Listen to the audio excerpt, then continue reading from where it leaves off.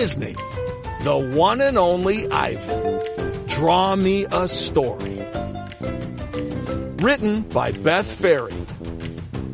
Drawings by Gonzalo Kenny. Ivan was a gorilla, the only gorilla at the Big Top Mall. The mall was a strange place to find a silverback gorilla, but sometimes the most magnificent things are found in unexpected places. The mall was Ivan's home, and he was happy there, mainly because it was filled with his friends. There was Thelma and Murphy and Henrietta, Frankie and Bob. And then there was Ruby. Ruby was the newest member of the Big Top, and she had a lot to learn. "Those are sneakers," Ivan informed her. "Humans think sneakers make them run fast, like cheetahs." "And that's a turtleneck. Why anyone would want to look like a turtle, I'll never know. And that green stuff? Dry leaves. But humans don't eat them. They prefer the pink clouds." "What's that?" Ruby asked, pointing at a pile of sticks. "Crayons," said Ivan. "They help me draw pink clouds and blue lakes and green forests." "Ivan is crazy about his crayons," Bob piped up, "and his drawings." Bob was right. Ivan's domain was filled with drawings. Drawings of beetles and bananas, drawings of beautiful places, drawings of old friends and promises made.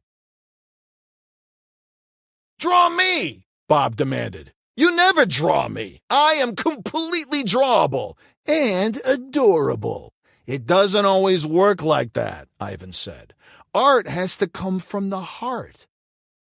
"Well, I sleep on your heart every night. Doesn't that count for something?"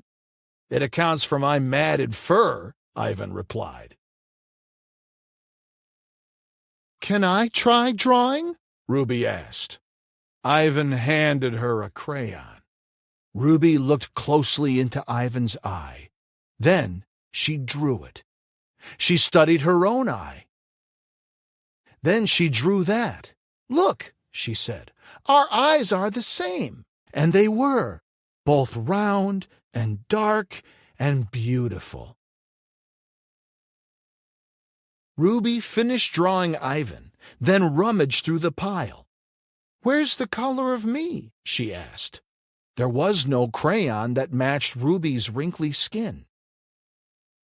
Ivan reached for a small box.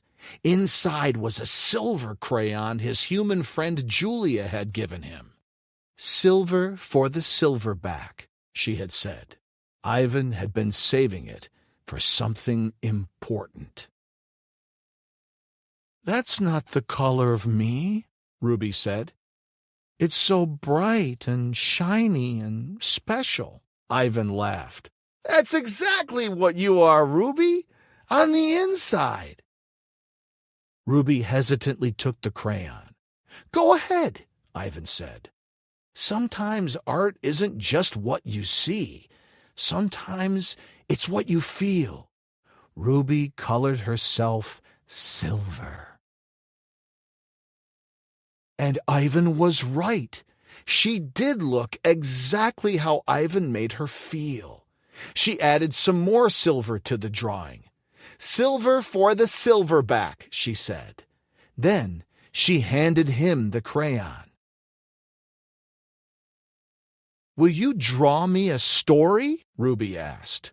Ivan wasn't very good at telling stories in words.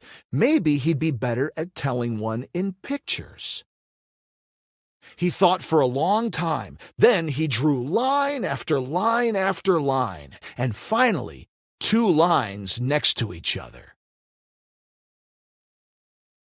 "Whoa," said Bob. "Is that modern art?" Ivan arranged the pages on the floor. "That's not a story," Bob said. "That's math." "It is a story. It's the story of us," Ivan told Ruby.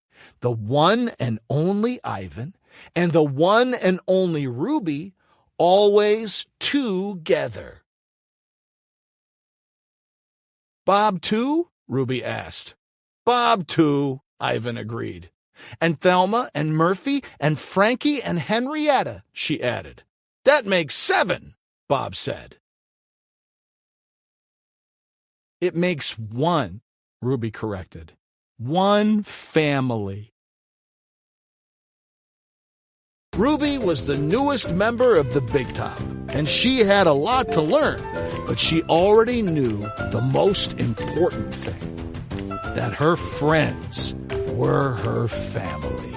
Did you know? The character of Ivan was based on a true story. Ivan was a lowland gorilla born in 1962 in Central Africa.